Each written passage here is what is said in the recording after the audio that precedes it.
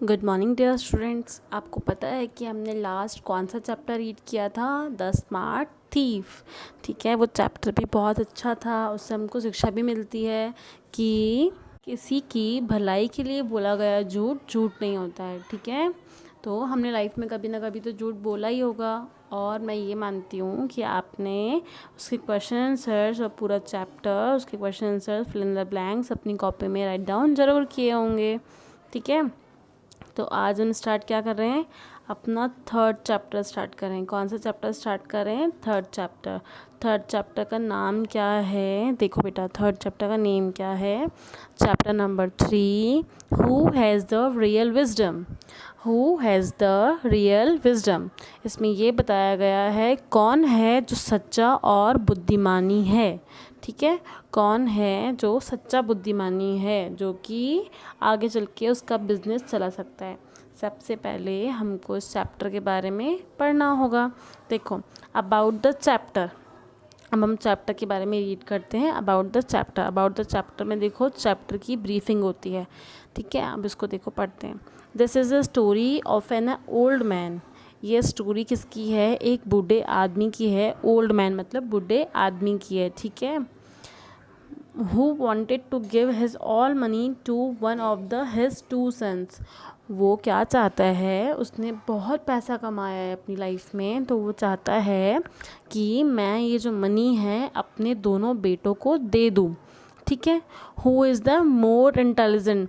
वो उसको दूँ जो कि बहुत ज़्यादा इंटेलिजेंट हो, मतलब उसके दो बेटे हैं, उसमें से उसको देना चाहता है जो उस मनी को वेस्ट नहीं करे।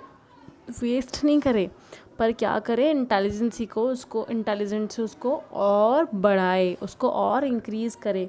ठीक है, और ग्रोथ करे। ठीक है, उसको वेस्ट ना जाने दे। तो so he decided the to test their wisdom. वो क्या डिसाइड करता है? ओल्ड मैन डिसाइड करता है कि मैं इन दोनों की विजडम को, मतलब इन दोनों की बुद्धिमानी को टेस्ट करना चाहता हूँ। ठीक है, अब देखो क्या है। Let's read the story to know how did he do it. ठीक है, अब हम स्टोरी रीड करते हैं कि ओल्ड मैन ने कैसे किया, उन दोनों का टेस्ट कैसे लिया, इसके बारे में अब हम पढ़ते हैं। ठीक है, आप देखो जो जो मैं पढ़ूंगी, जो भी हार्ड मीनिंग होगी, उन सबको आपको अपनी कॉपी में, अपनी बुक में उसी टाइम राइट डाउन करना चाहिए, उसी टाइम अंडरलाइन करके राइट डाउन करना चाहिए, बिकॉज हमको आगे चल के प्रॉब्लम नहीं होगी उससे। ठीक है, और हमें हमारी वोकेबलरी भी बेस्ट होगी। ठीक है, आ जाओ अब हम चैप्टर रीड करते हैं। ठीक है, आ जाओ। Long ago there lived an old merchant. लंबे समय की बात है। लॉन्ग अगो, लंबे समय पहले। देयर, वहाँ। Levied N old merchant. बहुत लंबे समय की बात है जहाँ पर एक ओल्ड मर्चेंट रहता था। ओल्ड मतलब बुढ़ा, मर्चेंट मतलब व्यापारी, मतलब बिजनेस मैन। ठीक है, मर्चेंट मतलब व्यापारी। He used to work hard from morning till late at night. ठीक है, उसने अपनी लाइफ में बहुत हार्ड वर्क किया है, बहुत ज़्यादा हार्ड वर्क किया है। मॉर्निंग में तो जल्दी उठ जाता था, और टिल लेट नाइट, बहुत लेट तक नाइट में वर्क किया करता था, हार्ड वर्क किया करता था। ठीक है, एज अ रिज़ल्ट, उसके मुताबिक उसका जो रिज़ल्ट था, of which he earned a lot of money.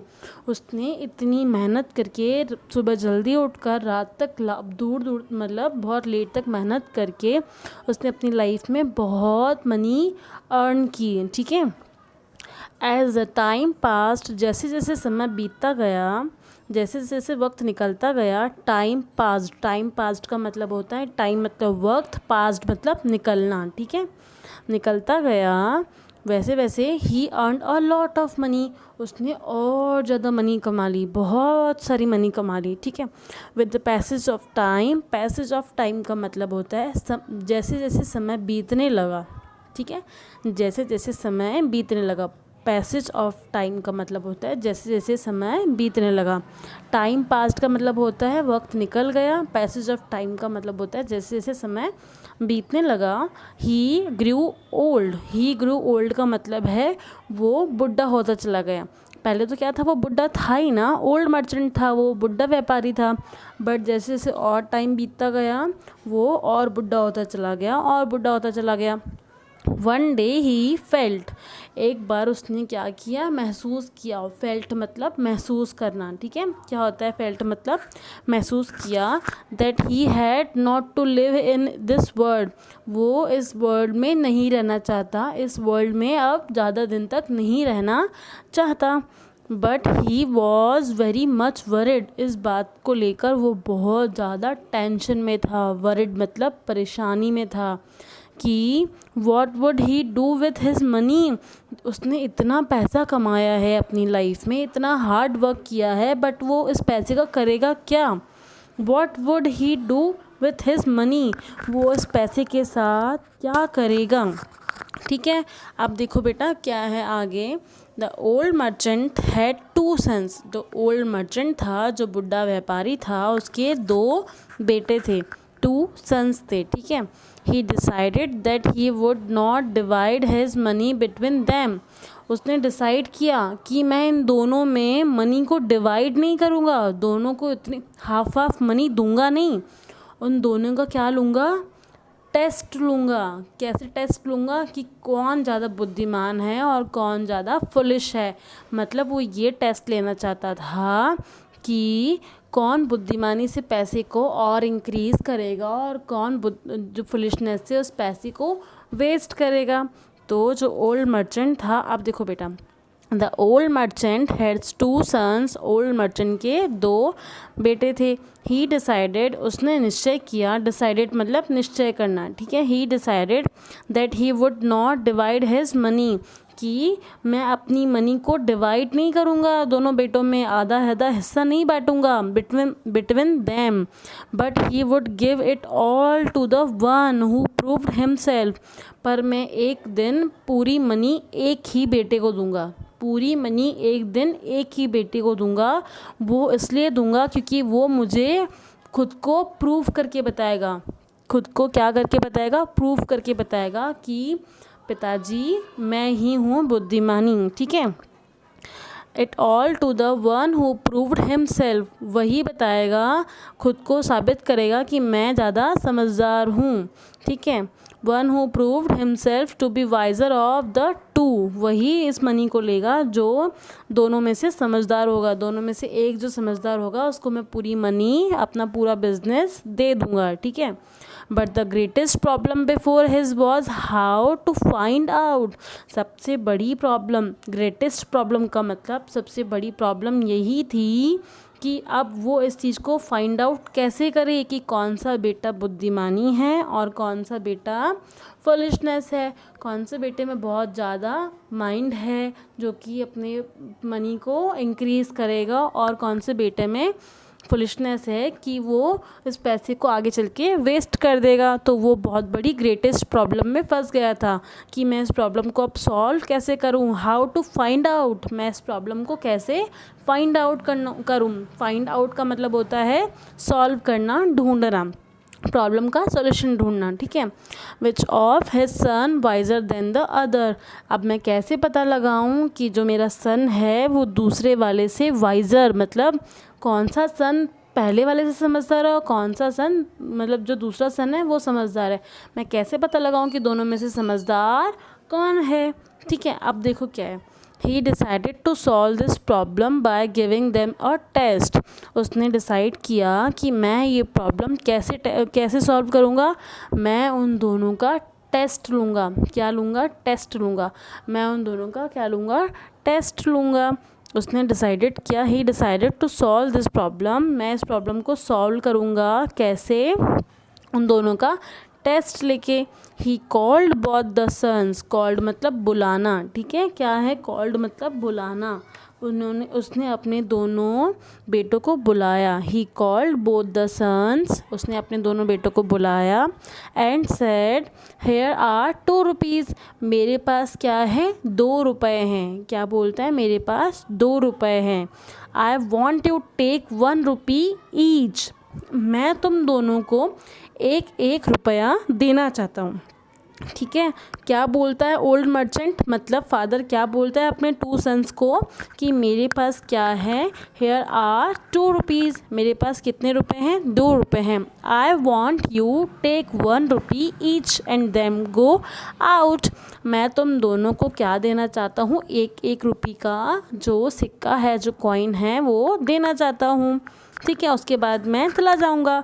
Then go out to the market and buy something which will fills this house, आपको उस 1 रुपये से घर के लिए एक ऐसी चीज़ लेके आनी है जो कि मोस्ट वैल्यूबल हो, इस घर के लिए बहुत वैल्यूबल हो। आपको वो चीज़ लेकर आनी है जो कि इस घर के लिए बहुत वैल्यूबल हो। वो उन दोनों का टेस्ट करना चाहता था कि मैं दोनों को 1-1 रुपया देता हूँ, देखता हूँ कि कौन सा बेटा 1 रुपया कहाँ इन्वेस्ट करता है और दूसरा बेटा 1 रुपया कहाँ इन्वेस्ट करता है। वो ये समझना चाहता था, वो देखना चाहता था कि कौन से बेटा ज़्यादा वाइज़र है, वाइज़र मतलब समझदार है। ठीक है, अब देखो क्या करता है, वो दोनों को 1-1 रुपया दे देता है। उसके बाद buy something which will fill this house, तुमको वो बाय करना है, बाय मतलब ख़रीदना, तुम्हें ऐसी चीज़ खरीदनी है जो कि तुम समझो कि इस हाउस के लिए बहुत वैल्यूबल है, जो कि तुम समझो कि इस हाउस के लिए बहुत वैल्यूबल है। You are not spend more than 1 rupee, तुम दोनों 1 रुपये से ज़्यादा खर्च नहीं कर सकते। मतलब वो चाहता था कि अगर उनके पास कोई पैसा है, अगर हाउस के लिए कोई चीज़ आ रही है, ठीक है, हाउस के लिए अगर कोई चीज़ आ रही है, वो चाहता था कि 1 रुपये में से 1 रुपया कौन सा, जो कि मैंने तुम्हें दिया है, उसी में से तुम्हें कुछ ख़रीद के लाना है इस घर के लिए जो मोस्ट वैल्यूबल हो वो ख़रीद के लाना है। पर तुम इस 1 रुपये से ज़्यादा खर्च नहीं करोगे।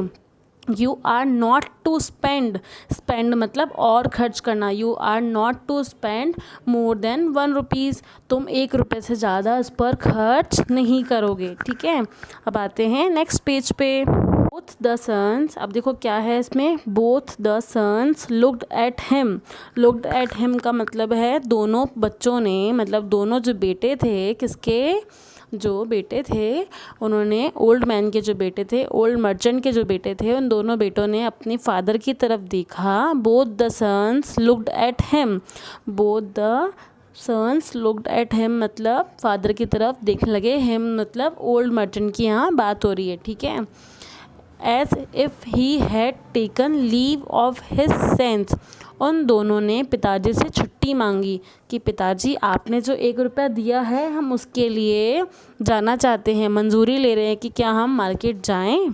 ठीक है, दोनों ने अपने अपने हिसाब से क्या लिया, मार्केट जाने के लिए लीव ली, taken leave, as if he had taken leave of his sense, उन्होंने अपने अपने तरीके से फादर से मतलब ओल्ड मर्चेंट से लीव ली, छुट्टी ली। अब देखो क्या है बेटा, इसमें लिखा हुआ है दे वर रिलक्टेंट का मतलब क्या होता है, not willing do to something, वो कुछ करना नहीं चाहते थे, उनकी इच्छा नहीं थी, वो असंतुष्ट थे कि हम 1 रुपये से लाएंगे क्या, 1 रुपये से क्या लाएंगे इस हाउस के लिए। ठीक है, दोनों इस बात को लेकर बहुत क्या थे, रिलक्टेंट मतलब असंतुष्ट। ठीक है, क्या है इसका मतलब, असंतुष्ट। They were reluctant to take the rupee, दोनों जने वो 1 रुपया रखने के लिए बहुत असंतुष्ट थे।